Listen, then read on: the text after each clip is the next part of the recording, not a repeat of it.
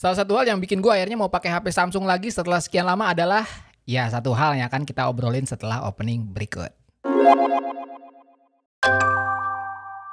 Sebelum masuk ke videonya, gue mau bilang kalau di channel ini gue upload konten apapun yang gue suka, mulai dari gadget, kamera, fotografi, dunia kreatif, hingga produktivitas. Jadi kalau kalian suka dengan konten-konten seperti itu, mungkin bisa pertimbangan untuk subscribe dan jangan lupa juga nyalain lonceng notifikasi supaya nggak ketinggalan video-video dari gue. Oke, lanjut. Satu hal yang bikin betah pakai HP Samsung udah pasti bukan karena rasio harga dan spesifikasinya, apalagi karena Exynos-nya. Terus karena apa dong? Apalagi kalau bukan karena softwarenya. Yes, di video ini gue akan bahas soal One UI, lebih tepatnya One UI 3.1. Tapi gue gak akan jabarin secara lengkap fitur One UI apa aja, itu mah silakan langsung lihat aja di website Samsung.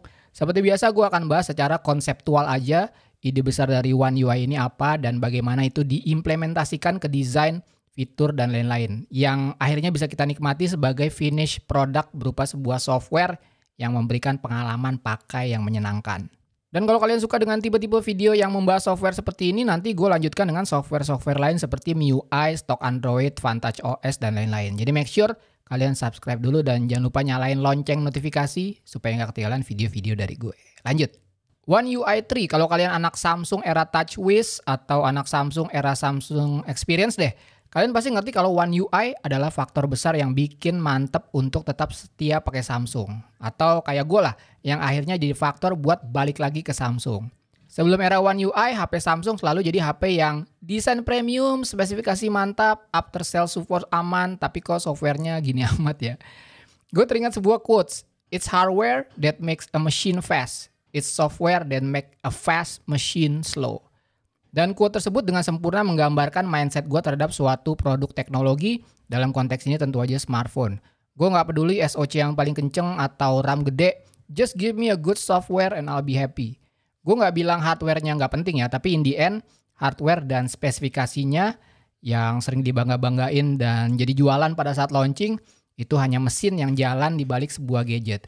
Yang dihadapi user setiap hari ya software, UI-nya membingungkan apa enggak, intuitif dan smooth apa enggak, fiturnya banyak apa enggak, dan lain-lain. Oke, sebelum kita bahas One UI, pertama kita bahas UI secara general juga.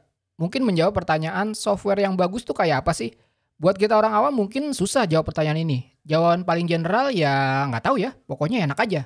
Dan percaya atau enggak, jawaban tersebut dengan tepat menggambarkan UI design yang bagus seperti apa. Ingat quotes ini, good design should be invisible. Artinya apa? Desain, khususnya UI design, harus bisa menjalankan suatu fungsi. Apa fungsinya? Mengarahkan user dari satu tasking ke tasking lain. Desain yang bagus adalah yang mampu menjalankan fungsi tersebut. That's it. Bukan cuma soal estetika, soal tampilan keren, dan ini yang membedakan UI design yang bagus dengan yang jelek. Jadi apa yang bikin software sebuah smartphone bagus? Faktornya sebenarnya banyak, tapi biar lebih simpel gue akan breakdown menjadi 3 hal aja. Pertama yang udah sedikit tadi kita bahas yaitu UI design, yang kedua fitur, yang ketiga kustomisasi.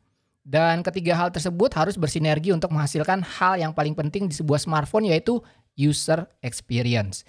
Desainnya memudahkan pengguna enggak? Fitur bukan cuma banyak, tapi yang paling penting menjawab kebutuhan pengguna atau enggak. Kustomisasinya bisa disesuaikan dengan keinginan pengguna atau enggak. Nah, setidaknya 3 hal itu yang bisa menjadi tolak ukur menilai sebuah software. Nah, bagaimana dengan One UI 3.1 ini? Yuk kita masuk ke pembahasannya. Sebelum ke detail, kita obrolin konsep besar dari One UI ini. Desain sistem dari One UI ini dibangun atas 4 ide besar. Ide pertama, fokus bagaimana menyelesaikan sebuah task secara cepat dan smooth. Implementasinya ke UI design apa? Semua informasi terlihat jelas dalam sekali lihat.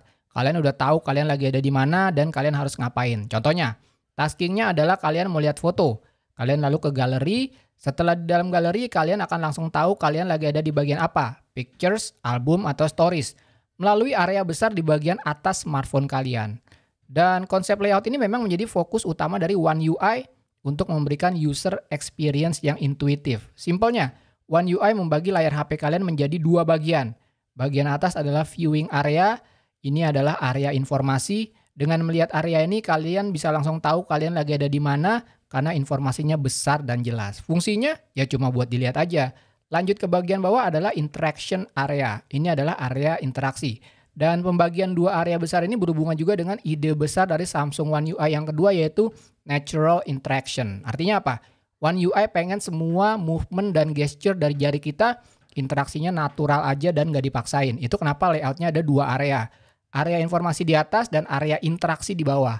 Lihat informasinya di atas, interaksi buat melakukan taskingnya ya di bagian bawah aja. Karena jari kita, khususnya jempol pada saat megang HP, naturalnya ya di bagian bawah aja. Kalau jempol harus ke atas-atas buat scrolling, ya itu nyusahin dan nggak natural. Ini brilian banget sih menurut gue. Dan by the way, gue nggak tahu ini beneran apa enggak, tapi kalian tahu nggak kenapa namanya One UI? Karena dengan UI ini kalian bisa mengakses dan experience HP Samsung cukup dengan satu jari. Mau melakukan tasking apapun bisa dengan satu jari. Mau buka notifikasi, tinggal scroll ke bawah. Mau akses control panel, tinggal scroll ke bawah sekali lagi. Mau scrolling page atau quick access, tinggal scrolling kanan dan kiri. Dan coba liatin deh, gimana One UI ini mengatur size dan jarak antar icon. Nggak terlalu rapat sehingga rawan mistouch, tapi cukup renggang dan masih bisa dijangkau dengan satu jari aja. Ini mantep banget sih. Oke, lanjut, ide besar ketiga dari One UI adalah readability alias enak dibaca. Implementasinya semua informasi yang ada di HP Samsung, faktor keterbacaannya tuh tinggi banget. Kalau ada tulisan atau judul udah pasti kontrasnya tinggi. Mau normal mode atau dark mode, keterbacaan menjadi hal yang paling utama dan prinsip kontrasnya sama. Tulisan terang di atas background gelap atau tulisan gelap di atas background terang. Title di bagian viewing area itu dibuat gede-gede banget. Icon pun dibuat seragam dengan elemen visual yang simple dan rounded corner. Fungsinya udah jelas supaya mata kita melihat sebuah keseragaman dan meningkatkan keterbacaan. Ide besar One UI keempat adalah responsif. One UI ini memastikan sistem yang udah dibangun berlaku sama dan seragam di semua ukuran layar. Mau yang kecil kayak Samsung Galaxy S10i dulu, layar besar kayak tablet-tablet Samsung, hingga HP Samsung dengan bentuk yang nggak mainstream kayak Z Flip dan Fold. Prinsipnya tetap sama dan experience yang akan kalian dapatkan pun akan tetap sama. Nah, setelah bahas konsep UI design dari One UI, sekarang kita masuk ke hal berikutnya yang bikin suatu software dianggap bagus atau enggak, apalagi kalau bukan kelengkapan fiturnya. UI design bikin user nyaman buat menggunakan smartphone-nya, tapi kalau nggak ada fitur-fitur yang berguna buat penggunanya, ya sama juga bohong, dan kenyamanan itu pun akhirnya useless juga. Dan kalau ngomongin fitur, Samsung One UI ini juara banget lengkapnya. Gue nggak bakal sebutin semua tentu aja. Fitur-fitur basic kayak dark mode, always on display, widget, dan lain-lain itu udah pasti ada lah ya. Dan di One UI ini, fitur-fitur tadi work flawlessly. Kadang-kadang kalau di OS lain tuh suka ada aja bugs-nya, khususnya kalau yang gue rasain tuh di dark modes-nya. Kalau ini work perfectly. Tapi selain itu di One UI ini memang ada fitur-fitur advance yang bikin HP Samsung jadi lebih menarik. Beberapa hal diantaranya adalah, ya ini fitur-fitur yang gue tahu dan gue pakai aja ya. Misalnya, di One UI kalian bisa turn on notification history. Ini penting banget buat gue karena sering banget gue nggak sengaja nge-swipe notification terus hilang dan gue nggak bisa lihat lagi. Padahal mungkin aja notifikasinya penting. Nah, dengan fitur ini semua notification yang pernah masuk akan tercatat di history dan bisa dilihat lagi. Fitur lainnya adalah widget di always on display, di mana kalian bisa naruh widget yang kalian mau di tampilan always on display. Dan kalau kalian tap di bagian jam, widget-widget tersebut akan nongol. Ini lumayan berfungsi buat lihat beberapa informasi tanpa harus masuk ke dalam HP. Fitur selanjutnya tentu aja fitur security-nya. Yang paling berguna dan kepake banget di gua adalah Samsung Pass. Kadang ribet banget harus masukin user ID dan password ke beberapa aplikasi, padahal user dan passwordnya juga beda-beda. Nah, Samsung Pass ini ngumpulin semua data tersebut, jadi kalau kalian mau login ke aplikasi-aplikasi yang udah kalian masukin, itu cukup pakai biometrik aja, apakah itu fingerprint atau face unlock. Ini enak banget. Fitur berikutnya adalah SmartThings. Gue suka fitur ini karena gue punya beberapa smart gadget di rumah, misalnya kayak Bardi Smart Bulb lah. Dan itu bisa connect ke HP Samsung gue melalui SmartThings ini. Dan yang paling penting juga gue mau nyobain masuk ke full ekosistem Samsung. Beberapa barang sih udah ada seperti ya HP tentu aja, lalu Samsung SmartTags, TV, dan nanti akan nambah lagi. Dan semuanya bisa dikontrol melalui satu hub SmartThings ini. Oh ya, tulis aja di kolom komentar kalau kalian pengen gue bikin video tentang ekosistem Samsung. Kayak dulu waktu gue bikin video ekosistem Apple. Silahkan komen dan jangan lupa juga subscribe dan pencet bel notifikasi supaya nggak ketinggalan video-video berikutnya. Oke, ngomongin desain udah, fitur udah. Satu hal yang bikin software sebuah smartphone bagus adalah kustomisasinya. Dan menurut gue ini adalah fitur di mana kalian nggak akan bisa lepas dari software tersebut. Karena kalau kalian udah bisa mengcustomize software yang sesuai dengan keinginan kalian, pasti kalian akan nyaman banget pakainya. Dan One UI ini fitur kustomisasinya banyak banget. Mulai dari fitur sampai tampilan. Theme, layout grid, motion gesture, sampai jenis font itu semua bisa kalian set sesuai dengan selera kalian. Dan gue nggak akan bahas secara detail karena emang banyak banget dan kalian harus coba-coba sendiri juga. Kesimpulan, kalau ada satu hal yang akhirnya bikin gue baik lagi dan stay di HP Samsung buat jadi daily driver, tidak lain dan tidak bukan ya karena One UI-nya. Dan mulai dari One UI versi pertama hingga sekarang di 3.1 itu improvement-nya makin gede banget dan bikin betah banget. Buat kalian yang pakai Samsung juga mungkin setuju kalau One UI ini salah satu the best OS atau skin Android di antara brand-brand HP lain. Ya tapi jangan bilang kalah sama Oxygen OS ya, karena gue belum pernah sekalipun nyoba HP OnePlus. Dan terus terang ya gue penasaran juga sih.